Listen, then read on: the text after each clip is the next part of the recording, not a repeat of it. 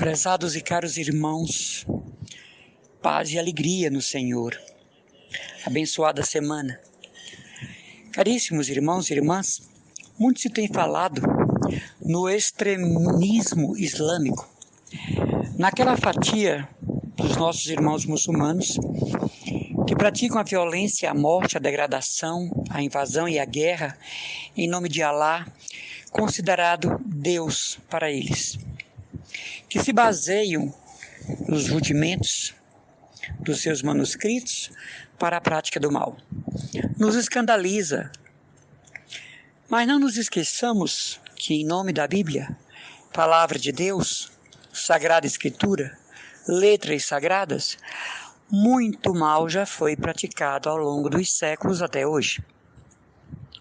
Não nos esqueçamos que a incorreta interpretação de um texto bíblico pode degenerar no fanatismo religioso que gera guerra, violência, separação, desunidade. Quantas pessoas, irmãos e irmãs, você e eu conhecemos, que não perdoam ninguém justamente baseados na Bíblia, no Antigo e Novo Testamento?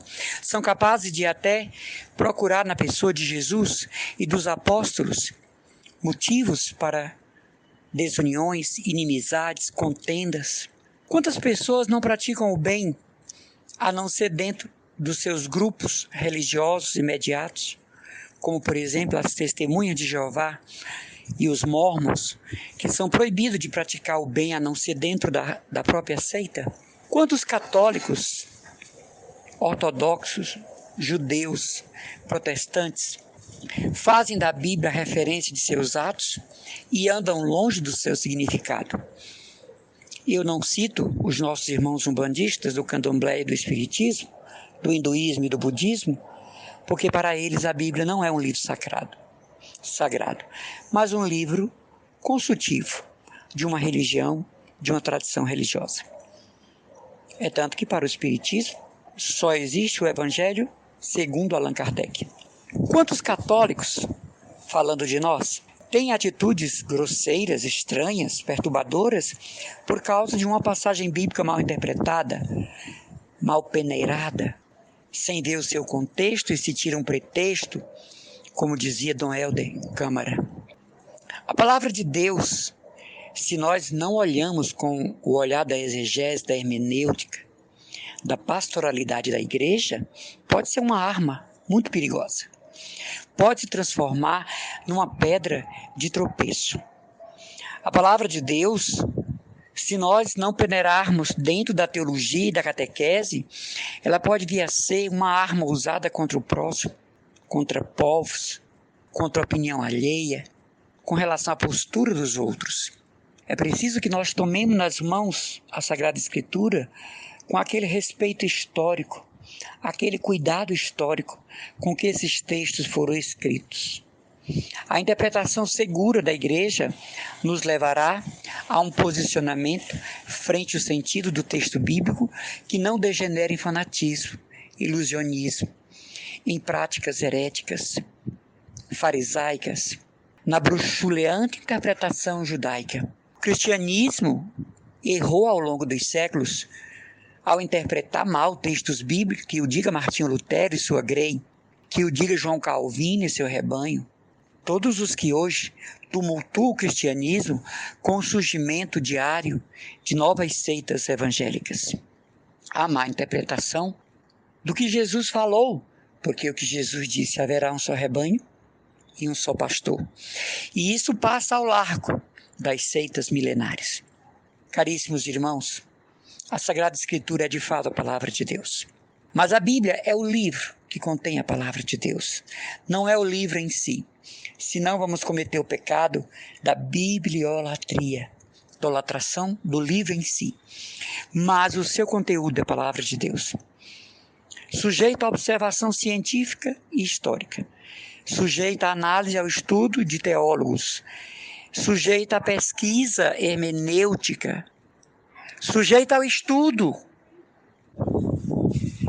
A palavra de Deus está sujeita ao estudo de pesquisa séria para obter respostas a certas questões que desafiam a ciência e a compreensão honesta do bom senso de um ser humano. Por que eu toco esse assunto? Porque nunca como hoje a Bíblia tem sido usada para dividir pessoas. Nunca como hoje a Sagrada Escritura é escudo de defesa negativa. Nunca como hoje se tem usado textos bíblicos para justificar escândalos, ódio, inimizade, aversão. Pessoas que buscam a santidade dentro de um fanatismo e vão aurir isso dos textos sagrados, e o contexto não diz isso, e o contexto não ordena isso, e o contexto não clarifica isso. Quantas pessoas se colocam debaixo da tenda dos textos bíblicos e são hipócritas em casa, no ambiente de trabalho, na rua que mora. Quantas pessoas se colocam debaixo do lume sagrado e não fazem o que esta palavra sugere, propõe, e não edifica sobre bases sólidas. Por essas razões e outras, é preciso tomar nas mãos a Sagrada Escritura com uma veneração e um respeito, que vai muito além de uma decisão de se tornar religioso, de se converter, de se transformar numa pessoa biblicamente correta. Nós estamos longe, irmãos, de vivermos o que a Bíblia propõe. Nós estamos longe de vivermos o que o Evangelho sugere. Devemos ter humildade para saber que determinado texto bíblico passa por mim, mas vem primeiro das mãos da Santa Igreja. É aí que nós estamos vendo, não é, este número exorbitante de torres de Babel dentro da Igreja Católica e fora, de pessoas que se vangloriam de elas sim terem entendido a Sagrada Escritura. Nós temos aqui no Brasil um caso muito clássico, né, do Hermógenes, que era um católico apostólico romano e se transformou num espírita com ênfase no budismo e hinduísmo. E o Hermógenes, ele era um cristão católico. E ao se converter, entre aspas, a esses aglomerados orientais, ele diz que a Bíblia é um livro como qualquer outro e que não tinha nenhuma condição de orientar seus passos. Mas ele vai no sânscrito, ele vai nos Vedas, ele vai buscar nos orientais, ele vai buscar nos Gautamas, nos Yoganandas, nos Saibabas, a motivação que ele não encontra mais em Jesus Cristo, a quem ele chama um dos grandes profetas. Então veja, era um erudito, um intelectual, e se transformou em um inimigo do cristianismo, sobretudo da Igreja Católica, o Hermógenes. Foi um grande abalo, né? Também aqui no Brasil, nós temos o caso clássico de Neymar de Barros, que enganou um grande número de católicos, inclusive aqui na Arquidiocese de Fortaleza, e era alguém pago, não é?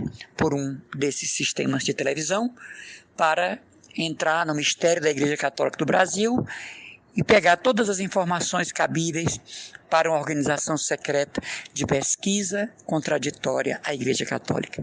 Quem de nós aqui não leu com muita ênfase e júbilo o livro Deus Negro? E Neymar de Barros enganou a todos. Era apenas uma pessoa paga para ter amizades. Quantos bispos fizeram confidências a ele? Quantos padres fizeram confidência? E ele em fitas cassete gravava e levou para essa organização secreta aqui no Brasil contra o catolicismo, uma dessas emissoras de televisão, de rádio, que não convém dizer aqui para evitar verdadeiramente polêmicas desnecessárias.